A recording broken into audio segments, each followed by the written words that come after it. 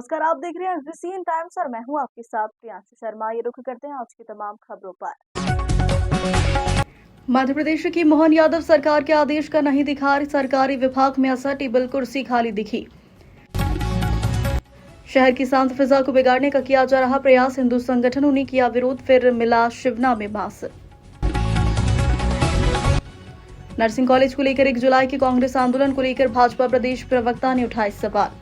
मध्य प्रदेश शासन सामान्य प्रशासन विभाग भोपाल द्वारा दिनांक 26 जून को एक आदेश निकलते हुए सभी सरकारी कार्यालय के अधिकारी कर्मचारियों को प्रातः 10 बजे से शाम 6 बजे तक कार्यालय समय करते हुए सभी को समय पर कार्यालय पहुंचने हेतु निर्देशित किया था, किंतु मंदसौर के सरकारी कार्यालयों में इसका कोई भी असर नहीं दिखाई दिया। मंदसौर शहर के सरकारी कार्यालय के ताले भले ही सुबह 8 बजे से खुल जाएंगे, किंतु अधिकारी कर्मचारी वही 11 बजे बाद ही अपने कार्यालय पहुंचेंगे।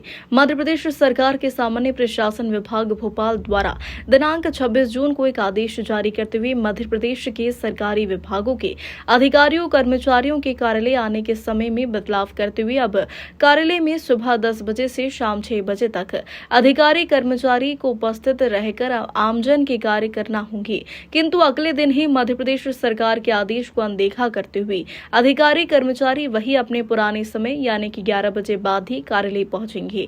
मध्य प्रदेश शासन सामान्य प्रशासन विभाग मंत्रालय वल्लभ भवन भोपाल द्वारा आदेश क्रमांक के माध्यम से दिनांक 26/6/2024 को शासन के समस्त विभाग अध्यक्ष, राजस्व मंडल मध्य प्रदेश ग्वालियर, समस्त विभागाध्यक्ष, समस्त संभागीय आयुक्त, समस्त कलेक्टर, समस्त मुख्य कार्यपालन अधिकारी जिला पंचायत को भेजते हुए कार्यालयीन समय पर उपस्थिति के पालन के संबंध में आदेश देते हुए संदर्भित परिपत्र का अवलोकन करें, जिसके द्वारा संपूर्ण प्रदेश के समस्त शासकीय कार्यालयों के कार्यालयीन समय प्रातः 10 बजे से 6:30 बजे तक नियत किया गया है। ऑफिस टाइम चेंज हुआ है, किस तरह से शेड्यूल है? ऑफिस का टाइम तो ये 8 अप्रैल 2021 को जो आदेश निकला था उसी को इन्हें फिर से फॉरवर्ड किया है। वो पुराना आदेश ही है, सुबह 10 बजे से शाम को 6 बजे तक का टाइम है ऑफिस का। सर 11 बजे तक अधिकारी कर्मचारी ऑफिस में नहीं पहुंच पाए थे।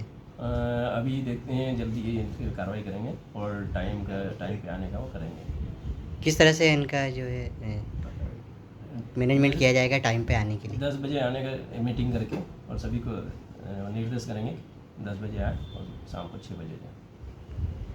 मंदसौर शहर की शांत फिजा को बिगाड़ने का काम कुछ असामाजिक तत्वों द्वारा पिछले दिनों से किया जा रहा है, जिसके चलते पूर्व में भी हिंदू संगठन ने ज्ञापन के माध्यम से पुलिस प्रशासन को अवगत करवाया था, किंतु आज फिर शिवना नदी में ही आपको बता दें तैरता हुआ मांस से भरा एक खाद का कट्टा मिला है, जिसकी सूचना पर हिंदू संगठन के लोग मौके पर पहुंचे और विरोध प्रदर्शन किया। शहर की जीवनदायिनी शिवना नदी में पिछले कुछ दिनों से कुछ शरारती तत्वों द्वारा शहर की शांत फिजा को बिगाड़ने के लिए मास शिवना नदी डाला जा रहा है, जिसके चलते पूर्व में सर्व हिंदू समाज द्वारा एक रैली निकालकर एसपी ऑफिस पहुंचे, जहां पुलिस व प्रशासन को इस मामले में उचित कार्रवाई की मांग की गई थी, किंतु आज फिर कालाभाटा डैम क्षेत्र शिवना नदी से खाद के कटे में भरा एक फेंका हुआ मांस के अवशेष मिले हैं, जिसकी सूचना शहर के हिंदू संगठनों को लगी तो वही मौके पर पहुंचे और हिंदू संगठन के कार्यकर्ताओं ने विरोध किया, तो वही मौके पर बड़ी संख्या में पुलिस बल भी पहुंच गया था,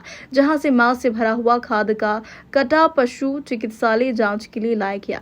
यहां भी हिंदू संगठन के कार्यकर्ता बड़ी संख्या में पहुंच गए, तो वही पुलिस व प्रशासन के अधिकारी भी पहुंचे। वह हिंदू संगठन के कार्यकर्ताओं से चर्चा कर मामले में बारीकी से जांच कर जो भी लोग इस घटना में लिप्त हैं उनके खिलाफ उचित कार्रवाई का आश्वासन भी अधिकारियों ने हिंदू संगठन के कार्यकर्ताओं को दिया। क्या आप लोगों ने क्या देखा और क्या नाराज किया?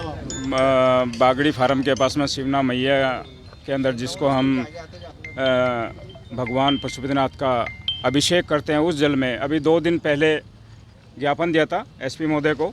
उसमें कुछ मांस के टुकड़े फेंके गए थे और आज दोबारा फिर ये घिनौना कार्य किया गया है। जिसने भी ये कार्य किया है उस पर सख्त से सख्त कार्रवाई हो। ये पूरा हिंदू समाज इस चीज़ को बात को लेकर बहुत आक्रोशित है। कल के टाइम में कोई ऐसी घटना ना हो, उसके लिए पुलिस को बहुत सख्त कदम उठाने चाहिए। क्या मिला उसमें? उसमें अवशेष मिले हैं मांस के अवशेष एक बोरा था, चर्बी थी, ये सब भरे हुए उसमें फेंके हुए थे। नदी के अंदर उसको पूरा पानी के अंदर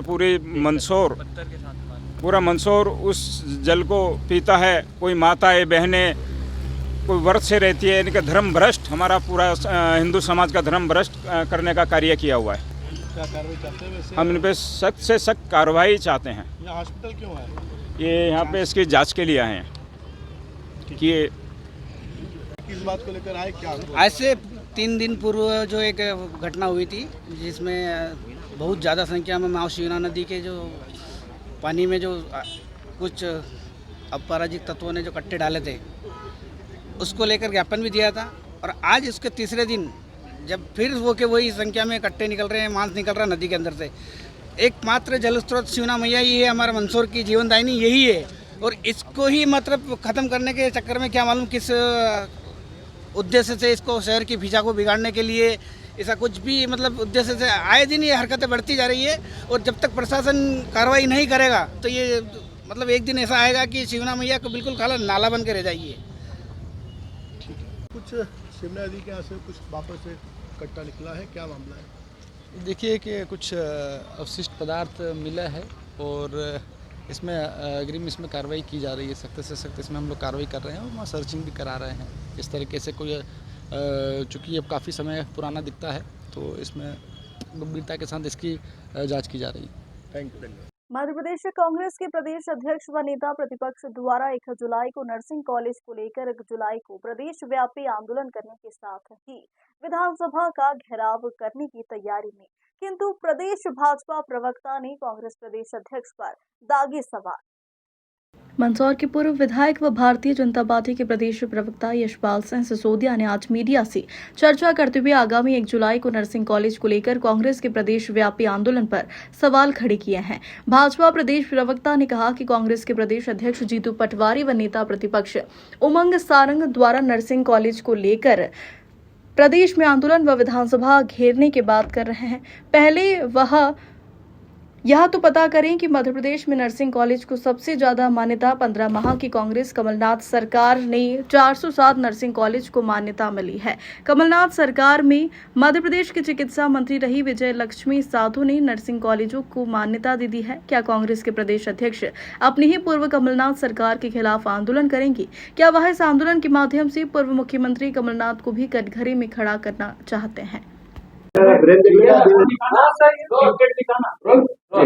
नर्सिंग घोटाला के मामले को लेकर के कांग्रेस के अध्यक्ष श्री जीतू पटवारी जी और नेता प्रतिपक्ष श्री उमंग संघार जी पूरे प्रदेश में 1 जुलाई से आंदोलन की बात कर रहे हैं। विधानसभा में हंगामे की बात कर रहे हैं। विधानसभा में प्रश्नोत्तरी को लेकर के भी चर्चा कर रहे हैं और तरह तरह की बातें कर करके राजनीतिक रोटियां सेकने में लगे पड़े हैं। मुझे लगता है प्रदेश कांग्रेस के अध्यक्ष जीतू पटवारी जी या तो अज्ञानीता का रखते हैं या वे ज्ञानवान नहीं है, या मुझे लगता है कि उनको तथ्यों से जानकारी नहीं है, या वे अनभिज्ञ हैं या अनजान है।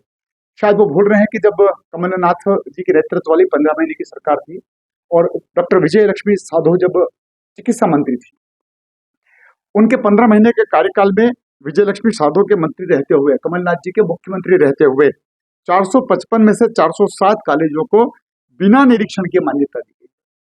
कुल उनके कालखंड में 453 कॉलेजों को मान्यता दी गई है। अब सवाल इस बात का उठता है कि कांग्रेस यदि कल आंदोलन कर रही है तो क्या कटघरे में वे कमलनाथ जी को भी घेरेंगे? मुझे तो लगता है कि जीतू पटवारी जी सीधे सीधे कमलनाथ जी को और विजय लक्ष्मी साधो जी को कटघरे में खड़ा करने को लेकर के ये सारा वातावरण बना रहे हैं। क्योंकि जीतू पटवारी जी जिस प्रकार की राजनीति करते हैं, स्पष्ट है कि वो अपने नेताओं को बख्शते नहीं, छोड़ते नहीं है।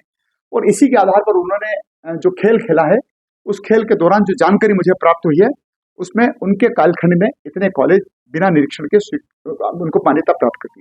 मुझे इस बात का भी आश्चर्य होता है कि कमलनाथ जी के नेतृत्व वाली जब सरकार थी 15-17 महीने की, तब वे कोरोना की चिंता नहीं करते थे और आईफा की चिंता करते।